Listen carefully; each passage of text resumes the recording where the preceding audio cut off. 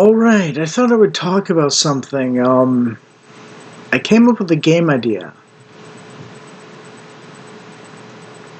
And it's really bare bones at the moment because I literally just came up with it like 5 minutes ago.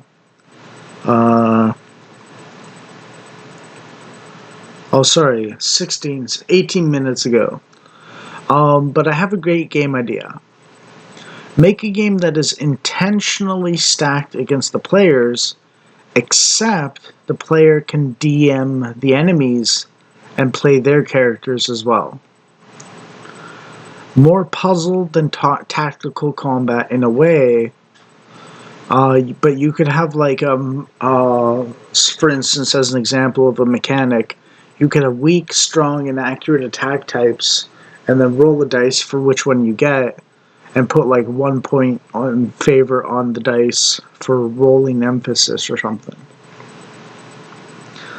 So you'd have like say twice as many enemies as your party, but you intentionally mismanage the enemy and peak efficiency manage your squad, and the game is designed around doing that specifically.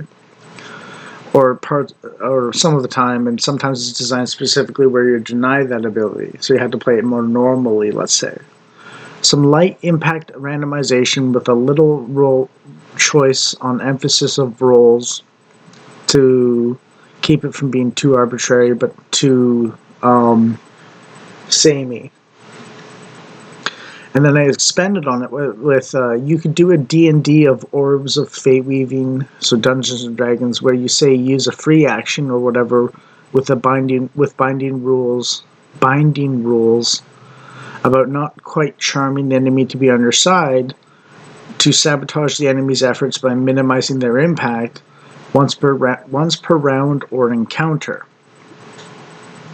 So like an orb effect on one person per round, let's say, per character that has an orb, and all your player characters would have an orb or something. And design entire fights around this.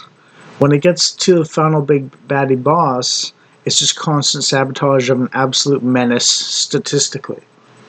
You could have enemy thieves occasionally that steal things on hit, but their loot is recoverable loot on death, and they never run away, let's say.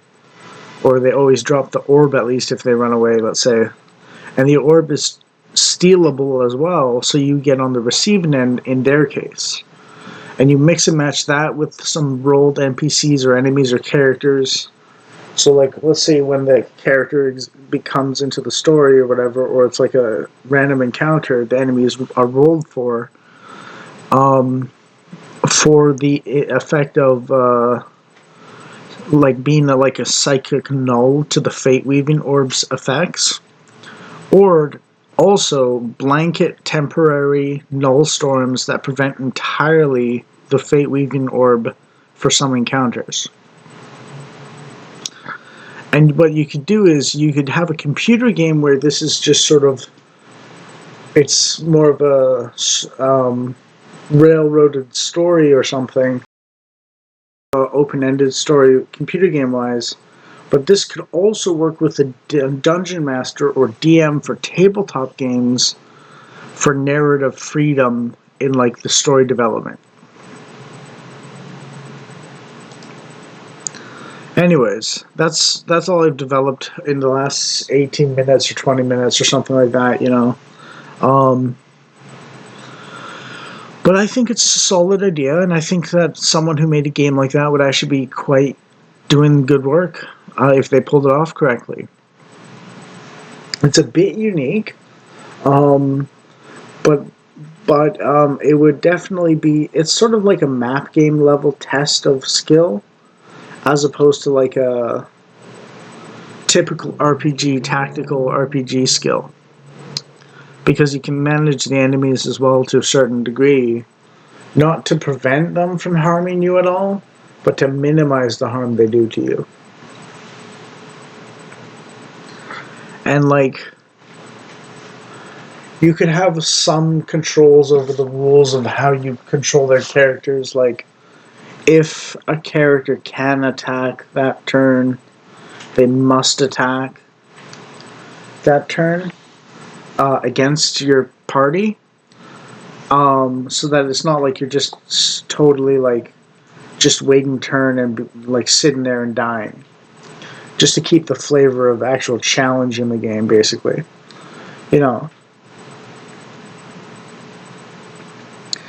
So it'd be kind. Someone mentioned it, and it was kind of like a self-DMing or solo play Dungeons and Dragons game, and it's kind of like those choose your own adventure dice rolling books for adventure fantasy novels, where it's like you go to page 62, and then you go to it tells you to go to page 29, and then that tells you to go to page 85. And then like you make a roll and you go to page 62 again, or you go to page 29, or something like that. Like that's kind of how the structure works in those storybooks, choose your own adventure books, and sort of a computer game that keeps this model as I've described it would actually be quite good if it's pulled off properly. That's the trick. But also, a variety of encounters could exist, and I just described the types of encounters that would be unique to this particular way of playing the games. And you can have regular stuff too in it, and you could have a variety of experiences with this.